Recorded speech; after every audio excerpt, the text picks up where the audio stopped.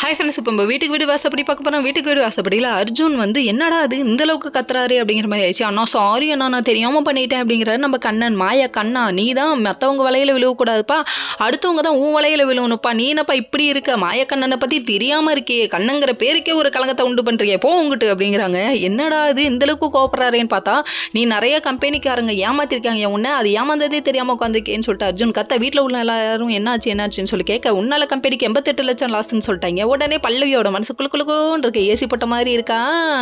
அப்படிலாம் இல்லைங்க, அடா மழை, ஐஸ் கட்டி மழை பெளிஞ்ச மாதிரி இருக்கு. கஸ்தரி பரவாயில்ல, இந்த பொழியிட்டும், டக்குன்னு வெயில் அடிக்கும் போவோம் மனசுக்குள்ள அப்படிங்கிற மாதிரி ஆச்சு.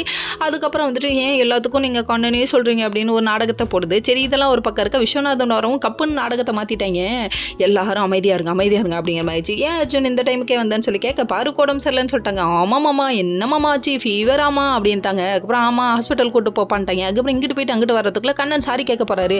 என்னதான்ப்பா நடந்துச்சு, உண்மையை சொல்லுப்பா அப்படின்னு சொல்லி கேட்க, உண்மையை சொல்லாமலே திணறினாங்க. இதை வெடிச்சுடணுமேங்கிறதுக்காக கண்ணா நீ நீதி நேர்மைன்னு இருக்க வேணாமா, கிளப்புங்கள் அப்படிங்கிற மாதிரி இருந்தது.